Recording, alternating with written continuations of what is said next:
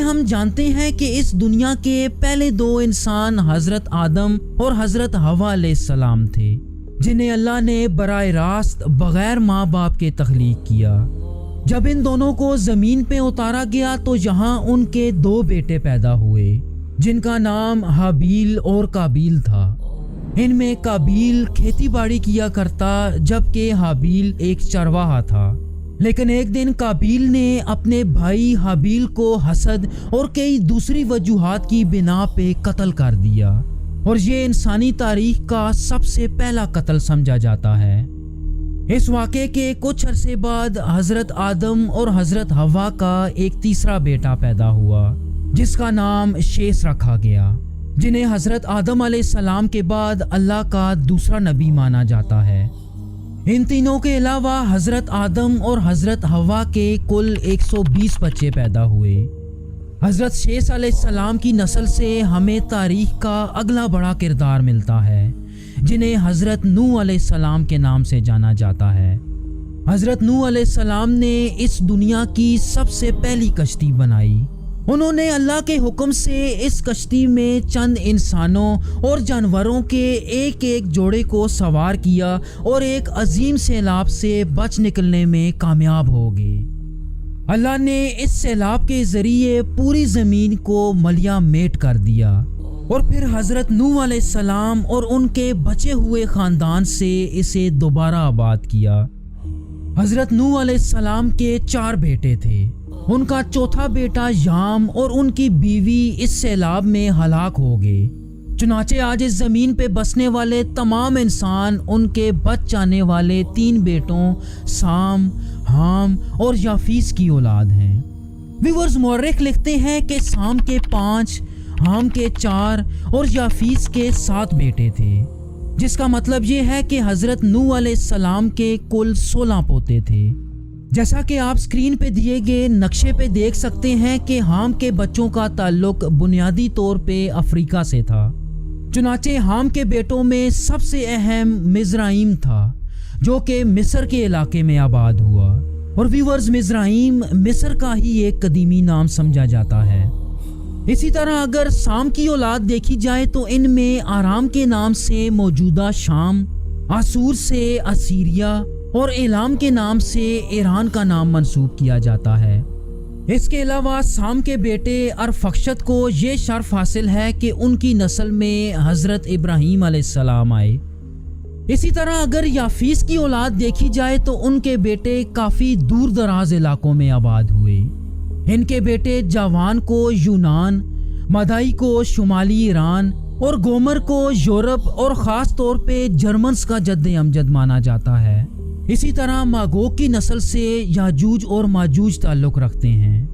لہٰذا حضرت نوح علیہ السلام کے تینوں بیٹوں کے بارے میں مختصراً یہ کہا جا سکتا ہے کہ حام افریقہ، سام مغربی ایشیا اور عرب، اور یافیس یورپ کے لوگوں کے جد امجد تھے۔ تو چلیں ہم اپنے شجرے کی طرف چلتے ہیں۔ ارفخشد کے پوتے عابر یا حضرت ہود علیہ السلام تھے، اور غالباً انہی سے ہی قدیم عبرانی تہذیب وجود میں آئی۔ ان سے مزید 5 نسلیں آگے آئیں تو آزر نامی ایک شخص آتا ہے، جس کے 3 بیٹے تھے، جن کے نام حضرت ابراہیم علیہ السلام، ناہور اور ہاران تھا۔ ان تینوں میں سب سے اہم حضرت ابراہیم علیہ السلام تھے۔ آپ علیہ السلام پہ آ کے اس شجرے میں ایک بہت بڑی تقسیم نظر آتی ہے۔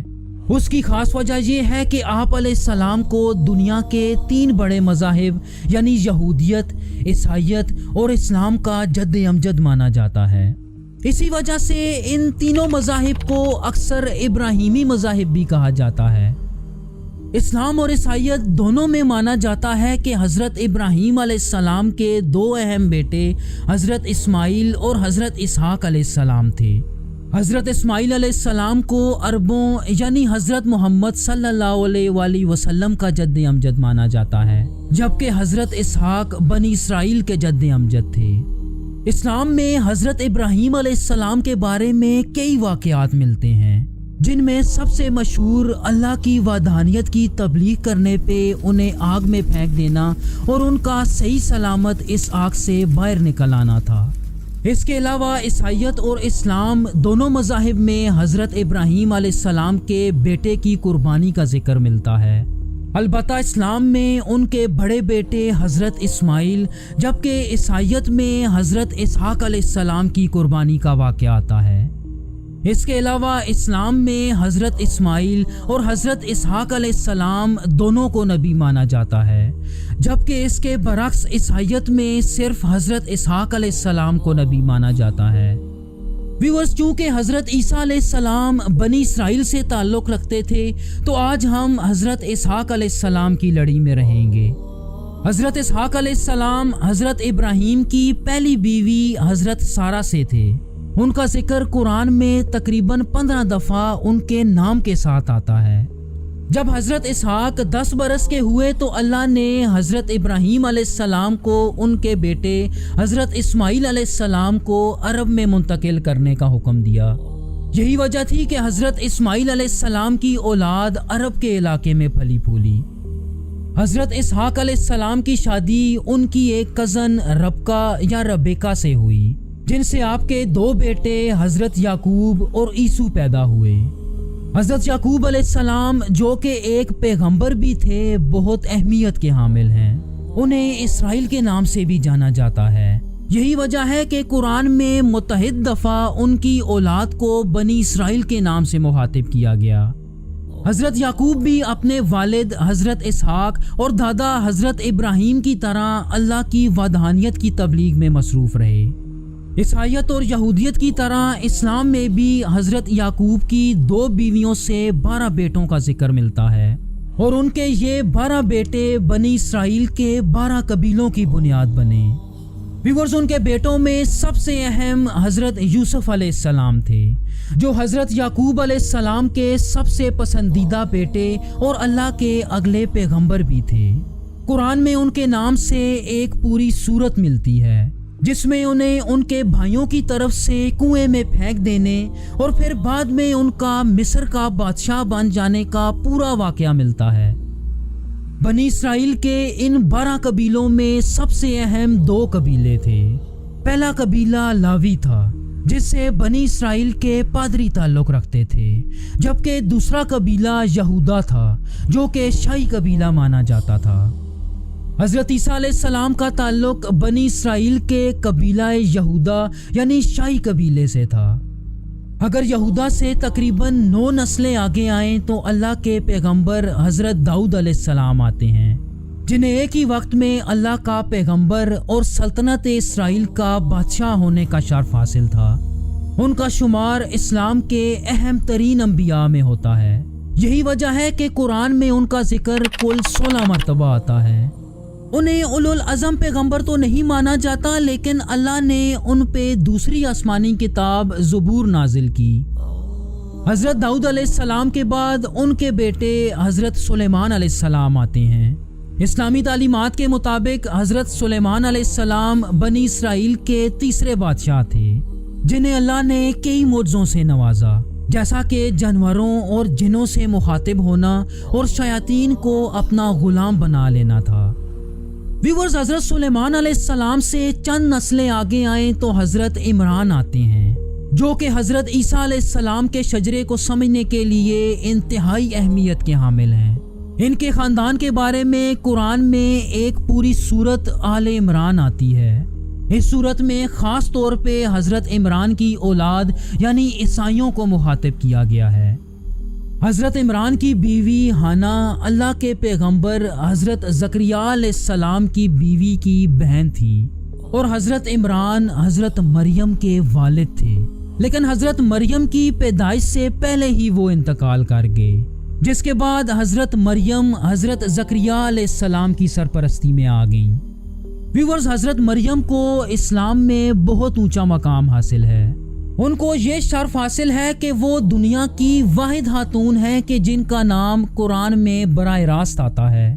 اسلام میں یہ مانا جاتا ہے کہ اللہ نے حضرت مریم سے معجزانہ طور پہ بغیر باپ کے ایک بچہ پیدا کیا، جو کہ اللہ کے رسول اور نبی تھے، اور جنہیں اللہ نے عیسیٰ کا نام دیا۔ حضرت عیسیٰ علیہ السلام چوتھے اولو العزم پیغمبر تھے۔ جن پہ اللہ نے تیسری آسمانی کتاب انجیل نازل کی۔ حضرت عیسیٰ علیہ السلام کو اللہ نے بہت سے معجزات سے نوازا، جیسا کہ وہ بچپن میں اپنی والدہ کی گود میں بات کیا کرتے، مٹی سے بنائے گئے پرندوں میں جان ڈال دیا کرتے، اندھوں اور کچھ دوسری بیماریوں کو بآسانی شفا دے دیا کرتے، اور سب سے اہم اللہ کے حکم سے مردوں کو زندہ کر دیتے۔ ان کے ان معجزات کی وجہ سے بنی اسرائیل کے کچھ لوگ انہیں اللہ کا بیٹا تصور کرنے لگے، اور ویورز یہ لوگ عیسائیت کی بنیاد بنے۔ جہاں تک یہودیت کی بات ہے تو انہوں نے حضرت عیسیٰ علیہ السلام کو جھٹلاتے ہوئے انہیں صلیب پہ چڑھانے کا انتظام کیا۔ ویورز، یہودیوں کا ماننا ہے کہ وہ حضرت عیسیٰ علیہ السلام کو صلیب پہ لٹکانے میں کامیاب ہو گئے، جبکہ عیسائی یہ مانتے ہیں کہ حضرت عیسیٰ علیہ السلام کو صلیب پہ لٹکایا تو گیا، لیکن ان کی موت سے پہلے اللہ نے انہیں آسمان پہ اٹھا لیا۔ ان دونوں کے برعکس اسلام میں یہ آتا ہے کہ حضرت عیسیٰ علیہ السلام کو کبھی صلیب پہ لٹکایا ہی نہ گیا، اور اس عمل سے پہلے ہی اللہ نے انہیں آسمان پہ اٹھا لیا۔